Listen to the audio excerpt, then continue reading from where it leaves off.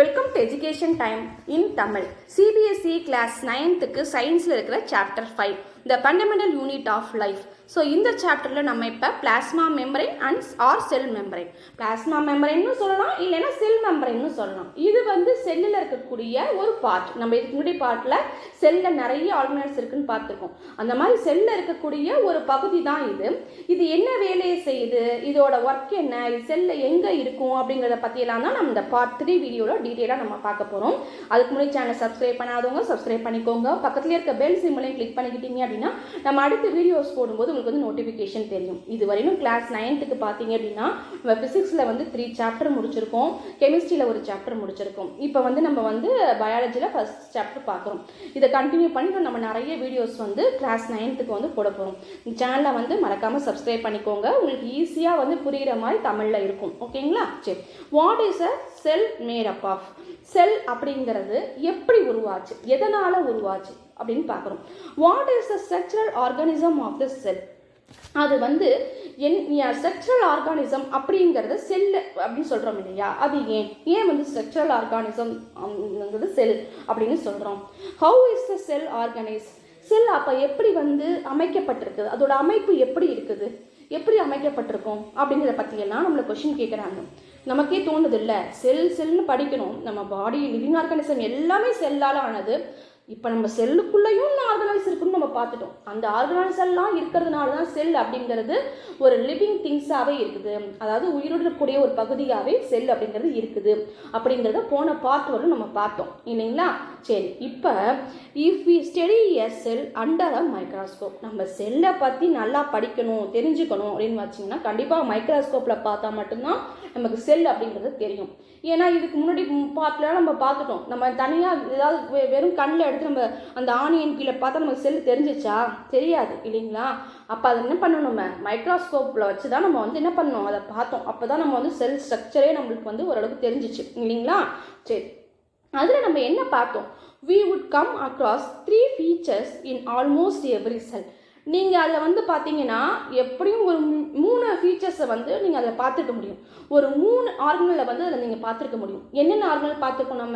நம்ம பார்த்தது என்னென்ன? முதல் செல்லு ஆனியன் பீல் பார்த்தோம், அப்புறம் வந்து இது லீஃப் பார்த்தோம், ரூட் பார்த்தோம். 3 செல்லோட அந்த ஸ்பெசிமன் ஷேப்பை வந்து நான் உங்களுக்கு வந்து இதுக்கு முன்னாடி வீடியோவில் நான் காட்டியிருப்பேன் இல்லைங்களா? சரி, அதில் நமக்கு என்ன நமக்கு வந்து பர்டிகுலராக தெரிஞ்சிச்சு? நியூக்ளியஸ் நல்லா தெரிஞ்சிச்சு, எல்லாத்துலேயும் டாட்டாக இருந்துச்சு இல்லையா? நியூக்ளியஸ் நல்லா தெரிஞ்சிச்சு. அப்புறம் வந்து பார்த்தீங்க அப்படின்னா செல் வால் நல்லா தெரிஞ்சிச்சு. அந்த டிஃபரன்ஸ் ஒவ்வொரு செல்லுக்கும் அடுத்த செல்லுக்கு பக்கத்தில் இருந்ததுக்கு செல்லு வால் நமக்கு நல்லா கிளியராக தெரிஞ்சிச்சு. அப்புறம் என்ன தெரிஞ்சிச்சு அப்படின்னு பார்த்தீங்கன்னா கண்டிப்பாக நியூக்ளியஸ் தெரிஞ்சதுன்னா சைட்டோபிளாசம் நமக்கு தெரிஞ்சிருக்கும். மைக்ரோஸ்கோப்பில் பார்த்தீங்கன்னா ஏன்னா நியூக்ளியஸ் வந்து சைட்டோபிளாசம் தான் ஜெல்லி மாதிரி சப்ஸ்டன்ஸ்குள்ள தான் அது வந்து அப்படியே அழுத்தி வச்ச மாதிரி இருக்கும். நம்ம சாப்பிட்றோம்ல ஜெல்லின்னு ஒன்று சாப்பிடுவீங்களே, அதில் வந்து அழுத்தி வச்ச மாதிரி ஒரு பால் அழுத்தி வச்சா எப்படி இருக்கும் அந்த மாதிரி இருக்கும். ஓகேங்களா? அந்த மாதிரி நமக்கு 3 விஷயம் நமக்கு கிளியராக தெரிஞ்சிச்சுப்பா. இப்போ நம்ம இதில் என்ன சொல்லியிருக்காங்கன்னா plasma membrane, nucleus and cytoplasm, இந்த 3ஐயும் நீங்கள் வந்து அதில் பார்த்துருக்கலாம் அப்படிங்கிறாங்க.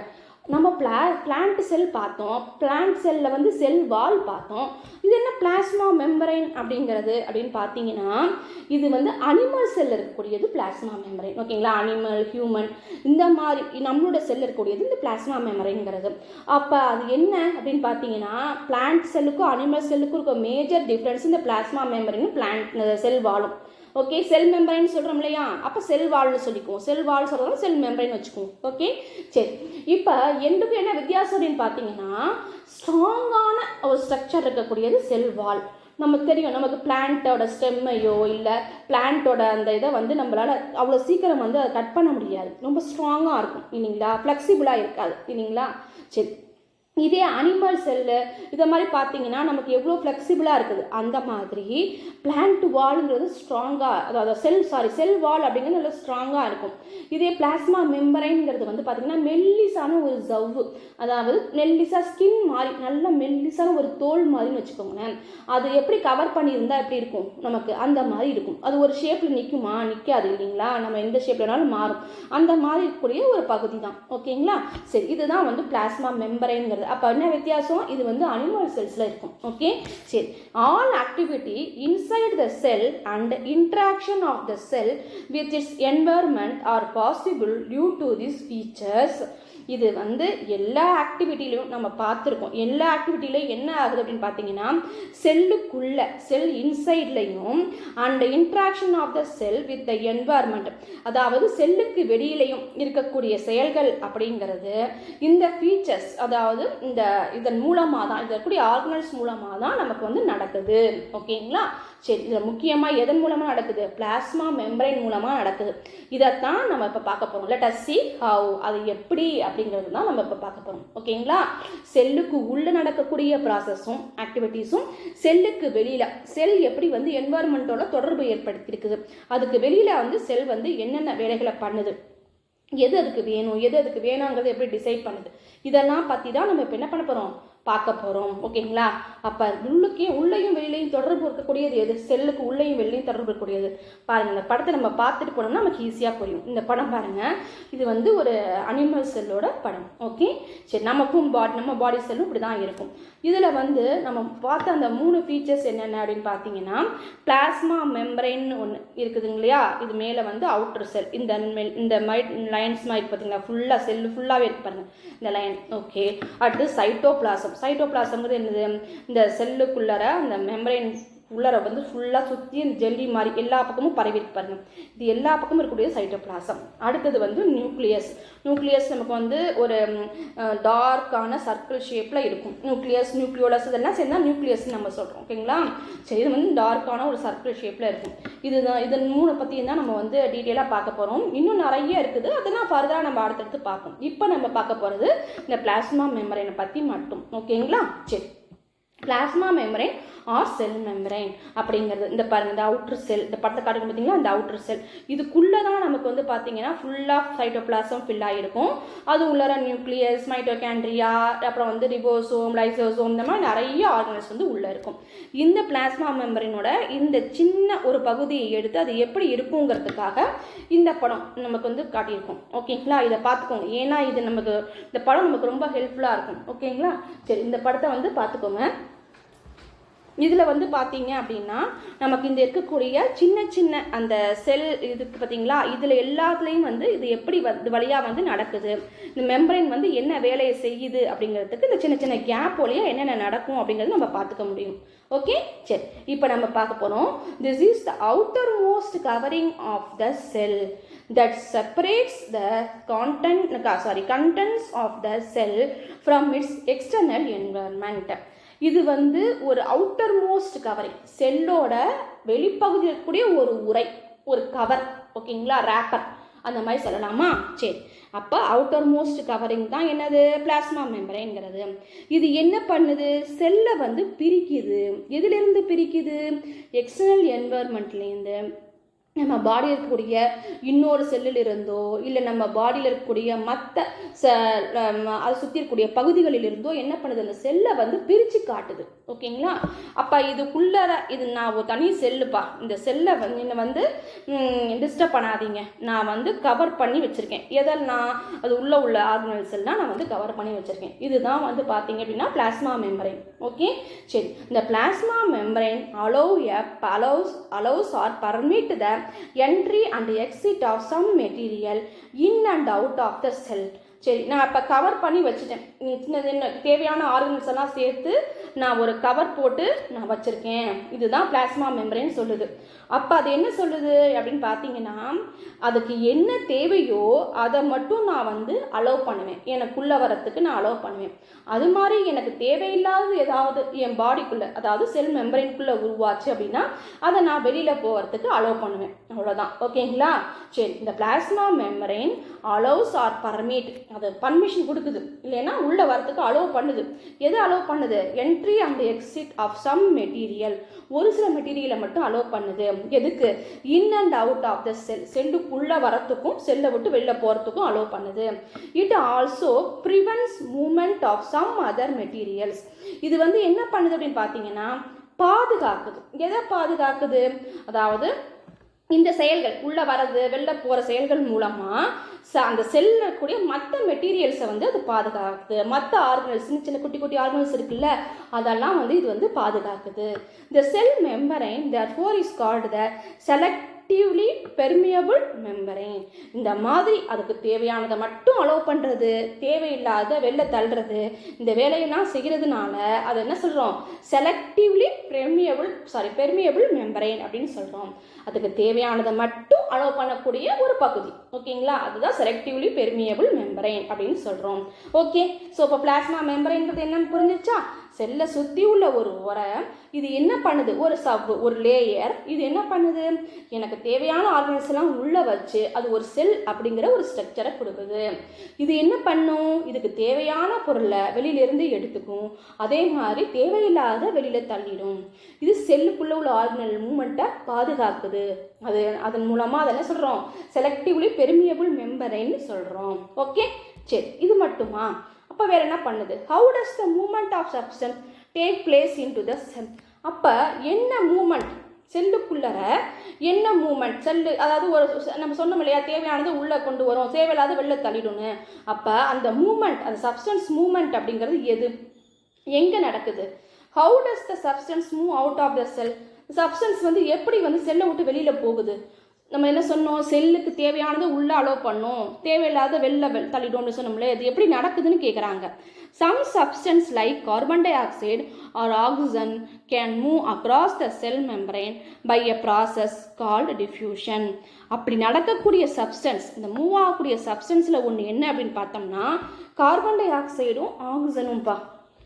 அதுதானே நம்ம சுவாசிக்க ரெஸ்பிரேஷன் படிச்சிருக்கோம்ல. ரெஸ்பிரேஷன் படிக்கும்போது நம்ம என்ன பண்ணுவோம்? கார்பன் டை ஆக்சைடை நம்ம வந்து வெளியில் விடுவோம், ஆக்சிஜனை வந்து உள்ளே எடுத்துக்கிறது ஒரு கேஸு, வெளியில் விடுறது இன்னொரு கேஸு. அது அப்படி ரெண்டும் எப்படி நமக்கு மாறுச்சு? எக்ஸ்சேஞ்ச் எப்படி நடந்துச்சு? ஆக்சிஜன் உள்ளே போய் எப்படி கார்பன் டை ஆக்சைடாக வெளில வந்துச்சு? இந்த செல்லில் அந்த ப்ராசஸ் நடந்திருக்குது. ஓகேங்களா? அப்போ செல்லுக்குள்ளே இந்த நம்ம உள்ளே இழுக்கக்கூடிய இந்த ஆக்சிஜன் வந்து பார்த்தீங்க அப்படின்னா பாடியில் இருக்கக்கூடிய ஒவ்வொரு செல்லுலையும் போய் அது என்ன ஆகுது? செல் மெம்பரைன் அலோவ் பண்ணி அது உள்ளே போய் நுழையுது. ஓகேங்களா? ஸோ இந்த ப்ராசஸ்க்கு பேர் டிஃப்யூஷன் அப்படிங்கிற ப்ராசஸ். டிஃப்யூஷன்னா என்னன்னு தமிழில் சொல்லணும்னா பரவுறது அப்படின்னு சொல்லுவாங்க. பரவுறது, இன்னும் இங்கிலீஷ் சொன்னால் ஸ்ப்ரெட் ஆகிறது. ஓகேங்களா? ஒன்றுமே இல்லை, சிம்பிளாக நம்ம ஒரு இடத்துல தண்ணி ஊற்றி வச்சிட்டோம்னு வச்சுக்கோங்களேன், தண்ணி ஊற்றிடுச்சு கொஞ்சம் அப்படின்னு வச்சுக்கோங்க, அது அதே இடத்துல இருக்குமா வாட்டர் அப்படின்னு பார்த்தீங்கன்னா அதே இடத்துல நிற்காது. அது என்ன பண்ணும்? கொஞ்சம் தூரம் அப்படியே ஸ்ப்ரெட் ஆகி போகும்ல, பரவி போகும்ல. நம்ம பேப்பரில் இங்கு பட்டுருச்சு, நம்ம எழுதும்போது நம்ம பெண்ணில் எழுதுகிற இங்கு வந்து பட்டுருச்சு அப்படின்னா கொஞ்சம் நேரம் கழிச்சு பார்த்தீங்கன்னா அதே இடத்துல மட்டும்தான் அந்த இங்கு அப்படியே இருக்குமா அப்படின்னா இல்லை, சுற்றி கொஞ்சம் தூரம் என்ன பண்ணணும், நமக்கு அப்படியே பரவி காணப்படும்ல. ஓகேங்களா? அதுதான் பரவல், அதாவது டிஃப்யூஷன் அப்படின்னு சொல்கிறது. ஓகேங்களா? சரி, அதுதான் கொஞ்சம் இமேஜின் பண்ணிக்கோங்க. செல்லு உள்ளுக்குள்ளற கார்பன் டை ஆக்சைடும் ஆக்சிஜனும் இப்படி தான் அப்படியே ஸ்ப்ரெட் ஆகி உள்ளே போகுது. ஓகேவா? சரி, ஆக்சிஜன் உள்ளே போகுது, கார்பன் டை ஆக்சைடு வெளில வருது. ரெண்டுமே உள்ளே போகாது. ஆக்சிஜன் உள்ளே போகும், கார்பன் டை ஆக்சைடு அதில் தயாரித்த பொருளாக வெளியில் வரும். அது வந்து என்ன ப்ராசஸ் மூலமாக நடக்குது? டிஃப்யூஷனுங்கிற ப்ராசஸ் மூலமாக நடக்குது. We saw that there is the spontaneous movement of the substance from the region of higher concentration to the region where its concentration is low. இது வந்து ஒரு ஸ்பான்டேனியஸ் மூமெண்ட். ஓகேங்களா? தொடர்ந்து நடந்துட்டு இருக்க, கண்டினியூவாக நடந்துட்டு இருக்க ஒரு மூமெண்ட். எது? ஆக்சிஜன் உள்ளே போகிறது, கார்பன் டை ஆக்சைடு வெளில வர்றது. இது வந்து தொடர்ந்து நடந்துட்டு இருக்க ஒரு மூமெண்ட். எப்படி நடக்குது இந்த மூமெண்ட்? எப்படி தானாக எது வந்து உள்ளே இழுக்கும், வெளியில் தள்ளும் அப்படின்னு பார்த்தீங்கன்னா இந்த டிஃப்யூஷன் ப்ராசஸ் எதன் மூலமாக நடக்குது அப்படின்னு பார்த்தீங்கன்னா higher concentration and lower concentration இந்த ப்ராசஸில் நடக்குது. அப்படின்னா என்ன அர்த்தம்? நம்ம வந்து ஒன்று படிச்சிருப்போம், என்ன, அதாவது லேண்ட் ப்ரீஸ், சீ ப்ரீஸ்லாம் படிச்சிருக்கீங்களா? கடல் காற்று, தரை காற்று அப்படின்னு சொல்லுவாங்க. அதாவது காற்று எங்கே வந்து ப்ரெஷர் கம்மியாக இருக்கோ அந்த பகுதியை நோக்கி வீசும். அப்போ என்ன ஆகும்? தரையில் கம்மியாக இருந்துச்சுன்னா கடல்லேருந்து வீசும், கடலில் கம்மியாக இருந்துச்சுன்னா தரையிலேருந்து கடல் நோக்கி வீசும். ஓகேங்களா? இதுதான் லேண்ட் ப்ரீஸ், சீ ப்ரீஸ்ன்னு படிச்சிருக்கோம்ல, அதே கான்செப்ட் தான், சாதாரண ஒரு கான்செப்ட் தான். என்னது? கான்சன்ட்ரேஷன் எங்கே அதிகமாக இருக்கோ அந்த இடத்துலேருந்து கான்சன்ட்ரேஷன் கம்மியாக இருக்கிற இடத்த நோக்கி வரும். ஓகேவா? ஸோ இதுதான். ஓகேங்களா? சரி, இதை நம்ம வந்து எப்படி சொல்கிறோம் அப்படின்னு பார்த்தீங்கன்னா sometime similarly to this happen in the sell when, இதுவே தான் இந்த டிஃப்யூஷன் ப்ராசஸ், இந்த கான்சன்ட்ரேஷன் ப்ராசஸ் தான் இந்த செல்லையும் நடக்குது. ஓகேங்களா? இதே மாதிரி ஒரு ப்ராசஸ் தான் செல்லையும் நடக்குது டிஃப்யூஷனுங்கிறது. டிஃப்யூஷனுங்கிறது என்னங்கிறதுக்கு இந்த விளக்கம் கொடுத்துருக்காங்க. ஓகேவா? ஒரு தொடர்ந்து நடக்கக்கூடிய ஒரு நிகழ்வு, அதாவது ஹை கான்சன்ட்ரேஷன் இருந்து லோ கான்சன்ட்ரேஷன் நோக்கி மூவ் ஆகக்கூடிய ஒரு ப்ராசஸ். இதுக்கு பேர் தான் டிஃப்யூஷன்ங்கிறதுப்பா. சரி, அப்போ இதே தான் செல்லே நடக்குன்னு சொன்னோமா. எது அந்த டிஃப்யூஷன் பண்ணுது, எதை வந்து டிஃப்யூஷன் பண்ணுது அப்படின்னு பார்த்தீங்கன்னா, for example some substance like carbon dioxide, அதாவது which is cellular waste and requires to be excreted out by the cell. இது வந்து ஒரு செல்லோட வேஸ்ட், அப்படி தானே. நம்ம அதனால தானே தேவையில்லாமல் நம்ம என்ன பண்ணுறோம், ப்ரீத் பண்ணும்போது வெளியில் விடுறோம். அதை கார்பன் டை ஆக்சைடு தேவையில்லை அப்படின்னு தானே பாடியை விட்டு நம்ம வெளில விடுற காற்றாக வந்து நம்ம என்ன பண்ணுறோம், கார்பன் டை ஆக்சைடு வெளில விடுறோம் இல்லைங்களா. அப்போ வந்து இது செல்லில் உற்பத்தி ஆகுது. ஓகேவா, செல்லில் உருவாகக்கூடிய ஒரு கேஸ் தான் என்னது, கார்பன் டை ஆக்சைடுங்கிறது. அது செல்லுக்குள்ளே அதோட அளவு அதிகமாயிடும். இந்த செல்லோட ஒரு சின்ன பகுதி தானே, இதுக்குள்ளே கார்பன் டை ஆக்சைடு அளவு அதிகமாயிடும். அப்போ அந்த டைமில் என்ன நடக்கும், accumulate the high concentration inside the cell. இந்த கார்பன் டை ஆக்சைடு அளவு வந்து அதிகமாக சேர்ந்து போயிடும். எங்கே, செல்லுக்குள்ளே கார்பன் டை ஆக்சைடு அளவு அதிகமாக சேர்ந்து போயிடும்.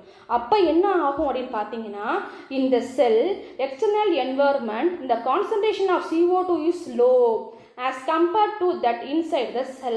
அந்த டைமில் நீங்கள் செல்லுக்கு வெளியில் பார்த்தீங்கன்னா, ஓகேங்களா, பாடிக்கு வெளியில் இல்லை, செல்லுக்கு வெளியில், ஓகேங்களா, செல்லுக்கு வெளியில் பார்த்தீங்க. செல்லுனா ஏன்னா நம்ம பாடியில் ஒவ்வொரு சின்ன சின்ன இடத்துலையும் ஒவ்வொரு செல் இருக்குது இல்லைங்களா. அப்போ அந்த செல்லுக்கு வெளியில் பார்த்தீங்க அப்படின்னா அப்போ கார்பன் டை ஆக்சைடு அளவு கம்மியாக இருக்கும். அப்போ என்ன ஆகும், அதிகமாக அதுலேருந்து கம்மியான இடத்த நோக்கி வெளில வருமா. அப்போ செல்லுக்குள்ளேருந்து செல்லுக்கு வெளியில் உள்ள கார்பன் டை ஆக்சைடு கம்மியாக இருக்குது அப்படிங்கிறனால தள்ளி விட்டுரும் வெளியில். ஓகேங்களா, எது, பிளாஸ்மா மெம்பரேன்.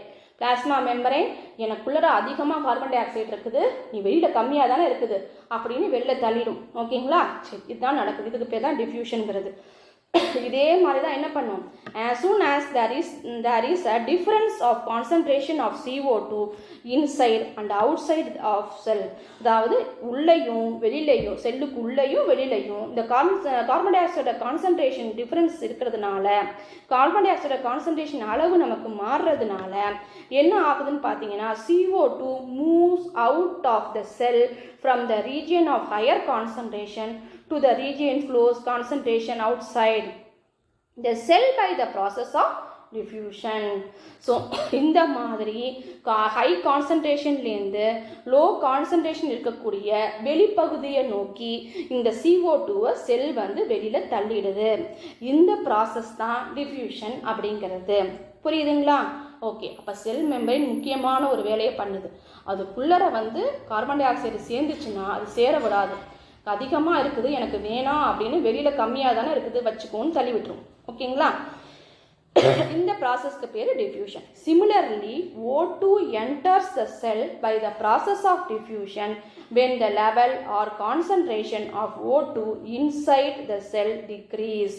இதே மாதிரி தான் O2வை பிளாஸ்மா மெம்பரேன் வந்து எடுத்துக்குது, அதுக்கு தேவை அப்படின்னு எடுத்துக்குது. ஏன் எடுத்துக்குது, அதுக்குள்ளே செல்லோட இன்சைட்குள்ளே O2வோட அளவு கம்மியாகிடுது. ஆக்சிஜன் நிறைய கிடைச்சாதுன்னா நம்ம செல் வந்து நல்லா ஆக்டிவாக வேலை செய்யும். அப்போ தானே நம்ம எனர்ஜியாக இருக்கணும். அதனால தானே டீப் ப்ரீத் பண்ணுங்கள் அப்படின்னா நம்ம நிறைய எக்ஸசைஸ்லாம் செய்கிறோம் இல்லை. ஏன் செய்கிறோம் அப்படின்னு பார்த்தீங்கன்னா, நிறைய ஆக்சிஜன் நம்ம பாடிக்குள்ளே போச்சுன்னா நம்ம நல்லா ஆக்டிவாக வேலை செய்ய முடியும். நமக்கு நல்லா சுறுசுறுப்பாக இருக்கிற மாதிரி ஒரு ஃபீல் கிடைக்கும் இல்லைங்களா. சரி, அப்போ என்ன அர்த்தம், செல்லுக்கு ஆக்சிஜன் நிறைய போயிடுச்சு அப்படின்னு அர்த்தம். ஓகேங்களா, சரி, அப்போ சிமிலர்லி O2 என்டர் த செல். O2 வந்து செல்லுக்குள்ளே இதே மாதிரி தான் என்டர் ஆகும். எப்படி, by the process of diffusion process மூலமாக தான் நடக்கும். when the level or concentration of O2 inside the cell decreases. ஏன்னா செல்லுக்குள்ளே O2வோட கான்சன்ட்ரேஷனோ இல்லை அதோட லெவலோ குறைஞ்சி போகுது. அதனால் இந்த டிஃப்யூஷன் ப்ராசஸ் நடக்குது. அதன் மூலமாக செல் மெம்பரேன் O2வை வெளியிலிருந்து எடுத்துக்குது. அப்போ வெளியில் கான்சன்ட்ரேஷன் அதிகமாக இருக்குன்னு அர்த்தம். அப்படி தானே? Okay, so the diffusion play an important role in gaseous exchange between the cell as well as the cell and its external environment. இந்த மாதிரி டிஃப்யூஷன் அப்படிங்கிறது ஒரு முக்கியமான ஒரு ரோல் பண்ணுது. என்ன ரோல் பண்ணுது அப்படின்னு பார்த்தீங்கன்னா, கேசியஸ் எக்ஸ்சேஞ்ச் அப்படிங்கிற ஒரு ரோலை செல்லுக்குள்ளேருந்து செல்லுக்கு வெளியிலேருந்து, அதாவது எக்ஸ்டர்னல் என்வாயர்மெண்ட்டுக்கு பண்ணுது. ஓகேங்களா? சரி, அப்போ டிஃப்யூஷன் மூலமாக கேஸ் வந்து எக்ஸ்சேஞ்ச் ஆகுது. ஆக்சிஜனை எடுத்துக்குது, உள்ளே சேர்ற கார்பன் டை ஆக்சைடை வெளில தள்ளுது. அப்போ இது பிளாஸ்மா மெம்பரேனோட வேலை. அது எந்த வேலையை செய்யுது? டிஃப்யூஷன்கிற வேலையை செய்யுது. ஓகேங்களா? சரி, இந்த water also obey the law of diffusion. காற்று பார்த்தோம், நமக்கு வந்து சுவாசிச்சா தான் நம்ம உயிரோடு இருக்க முடியும். ஓகே, அதே நேரத்தில் தண்ணி குடித்தா தான் நம்ம உயிரோடு இருக்க முடியும். வாட்டர் இருந்தால் தான் நம்ம உயிரோடு இருக்க முடியும். அப்போ செல்லுக்கும் வாட்டர் தேவை தானே. ஓகேங்களா? சரி, அப்போ வாட்டர் வந்து எப்படி டிஃப்யூஷன் ஆகுது? இது சொல்லிட்டீங்க. என்னது? கான்சன்ட்ரேஷன் CO2 அதிகமாக உள்ளே இருந்துச்சுன்னா வெளியில் வந்துடும், ஆக்சிஜன் கம்மியானுச்சுன்னா வெளியிலேருந்து அது உள்ளே எடுத்துக்கும் அப்படின்னு சொன்னோம். சரி, அப்போ வாட்டரும் அதே மாதிரி நடக்குதா? டிஃப்யூஷன் ப்ராசஸ் தான் நடக்குதானா? டிஃப்யூஷன் ப்ராசஸ் தான் நடக்குது, ஆனால் அதுக்கு வேறு பேர் வச்சுட்டோம். நம்ம என்ன அப்படின்னு பார்த்தீங்கன்னா, the movement of water molecules through such a selectively permeable membrane is called osmosis. ஏன்னா ரெண்டுக்கும் ஒரே பேர் வைக்கக்கூடாதுல்ல, அதனால ஆஸ்மாசிஸ் அப்படின்னு பேர் வச்சிட்டோம். ஓகேங்களா? சரி, ஏன் அதுக்கு பேரை மாற்றணும்? ஆஸ்மாசிஸ்ன்னு ஏன் பேர் மாற்றணும்? the movement of water across the plasma membrane is also affected by the amount of substance dissolved in water. இது வந்து எதோட அளவை பொறுத்து அந்த மூமெண்ட், வாட்டரோட மூமெண்ட் இருக்குது அப்படின்னு பார்த்தீங்கன்னா, ஏன்னா செல்லுக்குள்ளேயும் செல்லுக்கு வெளியிலையும் வாட்டர் வந்து மூவ் ஆக போகுது. இப்போ செல்லுக்குள்ளேருந்து என்ன பண்ணுது? பிளாஸ்மா மெம்பரேன் எனக்கு வேணாம், வாட்டர் போதும்னு வெளில தள்ள போகுது. அதே மாதிரி செல்லுக்கு வெளியிலேருந்து என்ன பண்ணுது? பிளாஸ்மா மெம்பரேன் வந்து இல்லை எனக்கு பத்தலை அப்படின்னு வாட்டரை எடுத்துக்க போகுது. ஓகேங்களா? சரி, இது எதை பொறுத்து அதுக்கு பத்தலை இல்லை எனக்கு போதும் அப்படின்னு அது எதை பொறுத்து டிசைட் பண்ணுது அப்படின்னு பார்த்தீங்கன்னா, அந்த செல் மெம்பரேன் எதை பொறுத்து டிசைட் பண்ணுது அப்படின்னு பார்த்தீங்கன்னா, அந்த வாட்டரில் டிசால்வ் ஆகிருக்க சப்ஸ்டன்ஸை பொறுத்து. ஓகேங்களா? வாட்டரில் டிசால்வ் ஆகிருக்க சப்ஸ்டன்ஸ்னால் என்ன? கெமிஸ்ட்ரி நம்ம படிச்சிருக்கோம். வாட்டரில் சில சப்ஸ்டன்ஸை கரைச்சி நம்ம ரெடி பண்ணுவோம் பார்த்தீங்களா? கரைசல் சப்ஸ்டன்ஸ் சொல்லுவோம் இல்லையா? அதுதான். அந்த மாதிரி வாட்டரில் கரைஞ்சிருக்கிற பொருளை வச்சு அது எனக்கு போதும் எனக்கு அப்படிங்கிற மாதிரி அது வச்சுக்கும். எனக்கு இல்லை பத்தலை அப்படின்னா வெளிலேருந்து அதை எடுத்துக்கும். எது? Plasma membrane. இல்லை எனக்கு நிறையா இருக்குது அப்படின்னா வெளில தள்ளிடும். இந்த சப்ஸ்டன்ஸ் அதிகமாக இருக்குது, தண்ணியில் அதிகமாக கரைஞ்சி எனக்கு வந்துருச்சு அப்படின்னு அது வெளில தள்ளிடும். ஓகேங்களா? சரி, அப்போ அது எந்த சப்ஸ்டன்ஸ் அப்படிங்கிறத நம்ம அடுத்த வீடியோவில் பார்ப்போம். இதில் நம்ம இப்போ என்ன பார்க்க போகிறோம்னா, டிசால்வ் ஆகி ஆஸ்மாசிஸ் அப்படிங்கிற ப்ராசஸ் மூலமாக அது எவ்வளோ லெவலில் இருக்குது, எவ்வளோ கான்சன்ட்ரேஷனில் அது டிசால்வ் ஆகிருக்கு அப்படிங்கிறத வச்சு அது வந்து வெளியில் தள்ளும். உள்ள அந்த பிளாஸ்மா மெம்பரேன் வந்து உள்ளே அப்சர்வ் பண்ணிக்கும் வாட்டரை, இல்லை வெளில தள்ளும். அதுக்கு பேர் ஆஸ்மாசிஸ் பேர் வச்சோம். ஓகேங்களா? சரி, இப்போ இந்த படத்தை பார்ப்போம். இந்த படத்தில் இந்த ப்ராசஸ் புரிகிற மாதிரி நம்ம காட்டியிருக்கோம். பார்த்தீங்க அப்படின்னா, இதான செல் மெம்பரேன். உங்களுக்கு சொன்னீங்க இல்லையா, அந்த செல்லோட ஒரு சின்ன பகுதியை எடுத்து காட்டியிருக்கேன்னு, அந்த சின்ன பகுதியை மட்டும்தான் இங்கே காட்டியிருக்கோம். ஓகேங்களா? சரி, இதில் வந்து பார்த்தீங்கன்னா இந்த பகுதி வந்து உள்ளே இருக்கக்கூடிய சைட்டோபிளாசம். ஓகே, சரி, இது வந்து என்வயர்மெண்டல், அந்த அந்த செல்ல வெளிப்பகுதி. ஓகேங்களா? செல்லுக்கு பிளாஸ்மா மெம்பரேனுக்கு வெளியில் உள்ள பகுதி. ஓகே, சரி, இப்போ இங்கே இருக்கக்கூடிய O2 அளவு. ஓகேவா? இது வந்து வெளியில் அவுட் சைடில் கூடிய O2 அளவு. ஓகே, ஸோ இப்போ பத்தலை அப்படின்னா உள்ளே வரும், இல்லை போதும் அப்படின்னா வெளியில் போகும். ஓகேங்களா? சரி, இது அதாவது அளவு, அதோட அளவு. ஓகேங்களா? அதே மாதிரி கார்பன் டை ஆக்சைடும் எனக்கு அதிகமாக இருக்குது அப்படின்னா வெளியில் தள்ளும். ஓகேங்களா? சரி, அந்த ப்ராசஸ். அதே மாதிரி H2, அதாவது வாட்டர் சொன்னோம் இல்லையா? வாட்டர் ஆக்சுவலாக இங்கே வாட்டர் H2ன்னு நம்ம சொல்லக்கூடாது, வாட்டரில் டிசால்வ் ஆகியிருக்க சப்ஸ்டன்ஸ். ஓகேங்களா? அதுதான், அதோட அளவை தான் பொறுத்து அது வேணுமா வேணாமான்னு டிசைட் பண்ணுது. எது? செல் மெம்பரேன் டிசைட் பண்ணுது. ஓகேங்களா? சரி, அப்போ இங்கே ஜஸ்ட் நம்ம H2O போட்டிருக்கோம், ஏன்னா வாட்டருங்கிறது புரியணுங்கிறதுக்காக. பட் ஆனால் வாட்டரில் அதுதான் பாயிண்ட் முக்கியம். என்னது? வாட்டரில் டிசால்வ் ஆகியிருக்க சப்ஸ்டன்ஸை பொறுத்து அது மாறும். ஓகேவா? சரி, இப்போ நம்ம அடுத்தது என்ன பார்க்க போகிறோம் அப்படின்னு பார்த்தீங்கன்னா, thus osmosis is the net diffusion of water across the selectively permeable membrane towards the higher solute concentration. அது எப்படி வந்து இந்த ஆஸ்மாசிஸ் ப்ராசஸ், அந்த ஆஸ்மாசிஸ்ங்கிறது ஒரு டிஃப்யூஷன் ப்ராசஸ் தான். ஏன்னா அதுவும் அப்படி ஸ்ப்ரெட் ஆகிற முடியும் தானே உள்ளே போயிட்டு வெளில வர முடியும். ஓகேங்களா? ஆனால் அதுக்கு தனியாக ஒரு பேர் வச்சுருக்கணும், ஏன்னா ஆஸ்மாசிஸ் அப்படின்னு. ஸோ அந்த மாதிரி வாட்டர் வந்து எப்படி வந்து குறிப்பிட்ட அளவு அந்த மெம்பரேனுக்குள்ளே போகுது, மெம்பரேனுக்குள்ளே வெளில வருது அப்படிங்கிறது ஹையர் சொல்யூட் கான்சன்ட்ரேஷனை பொறுத்து. அதில் எந்த அளவுக்கு அதிகமாக அதில் வந்து அந்த கரைசல், அந்த பொருள் வந்து கரைஞ்சிருக்குதுங்கிற பொறுத்து. ஓகேங்களா? ஸோ அதை பொறுத்து தான் என்ன ஆகுது, அந்த வாட்டர் வந்து எவ்வளோ உள்ள தேவை, எனக்கு தேவை இல்லை அப்படிங்கிறத அந்த மெம்பரேன் வந்து டிசைட் பண்ணுது. ஓகே, அதில் என்ன பொருள் கரைஞ்சிருக்கும், எதை வச்சு அதை டிசைட் பண்ணுது அப்படிங்கிறத பற்றினா நம்ம அடுத்த வீடியோவில் டிஸ்கஸ் பண்ணுவோம். சரி, இப்போ இந்த வீடியோவில் நம்ம என்ன பார்த்துருக்கோம், செல்லில் இருக்கக்கூடிய ஒரு ஆர்கனல் என்ன, அது பிளாஸ்மா மெம்பரைன்கிறது. அது எங்கே இருக்கும், செல்லை சுற்றி ஒரு லேயர் மாதிரி, ஒரு மெல்லிசான ஒரு ஸ்கின் மாதிரி ஒரு லேயராக இருக்கும். இந்த லேயரோட வேலை என்ன, செல்லோட ஸ்ட்ரக்சரை கொடுக்கும். அதே நேரத்தில் பார்த்தீங்க அப்படின்னா செல்லுக்கு ஒரு வடிவத்தை கொடுக்குது இல்லைங்களா, இந்த ஷேப்பில் இருந்து ஒரு வடிவத்தை கொடுக்கும். செல்லுக்குள்ளே உள்ள ஆர்கனல்லாம் வந்து அது சேவ் பண்ணி, அதாவது பாதுகாத்து வச்சுருக்கும். ஓகே, அதே நேரத்தில் கேஸஸ் எக்ஸ்சேஞ்சும் பண்ணும். என்ன கேஸ் எக்ஸ்சேஞ்ச் பண்ணும், ஆக்சிஜனை எடுத்துக்கும், கார்பன் டை ஆக்சைடை வெளியில் விடும். அதுக்கு அதிகமாக இருக்குதுன்னு வெளில விடும், எனக்கு தேவை அப்படின்னு ஆக்சிஜனை உள்ளே எடுத்துக்கும். ஓகேங்களா, அதே மாதிரி வாட்டர் எக்ஸ்சேஞ்சும் பண்ணும். ஆக்சிஜன் எக்ஸ்சேஞ்ச் பண்ணுறதுக்கு பேர் என்ன, அதாவது கேஸ் எக்ஸ்சேஞ்ச் பண்ணுற ப்ராசஸ்க்கு பேர் என்ன, டிஃப்யூஷன். அதே மாதிரி வாட்டரை எக்ஸ்சேஞ்ச் பண்ணுற ப்ராசஸ்க்கு பேர் என்ன, ஆஸ்மாசிஸ். வாட்டரை எதை வச்சு டிசைட் பண்ணி அதை எக்ஸ்சேஞ்ச் பண்ணுது, இந்த வாட்டரில் டிசால்வ் ஆகிருக்கு சப்ஸ்டன்ஸை வச்சு, சப்ஸ்டன்ஸோட அளவை வச்சு. ஓகேங்களா, அமௌண்ட் ஆஃப் சப்ஸ்டன்ஸோட அளவை வச்சு அது டிசைட் பண்ணுது. ஓகே, அது என்ன சப்ஸ்டன்ஸ், அது எப்படி டிசைட் பண்ணுது அப்படிங்கிறத பற்றி நம்ம அடுத்த வீடியோவில் டிஸ்கஸ் பண்ணுவோம். இதோட கண்டினியூஷன் தான் நம்ம அடுத்த வீடியோவில் பார்க்க போகிறோம். இந்த வீடியோ உங்களுக்கு புரிஞ்சிருந்தா லைக் பண்ணுங்கள், உங்கள் ஃப்ரெண்ட்ஸ்க்கெல்லாம் ஷேர் பண்ணுங்கள், மறக்காமல் சப்ஸ்கிரைப் பண்ணுங்கள். தேங்க்யூ, தேங்க்ஸ் ஃபார் வாட்சிங்.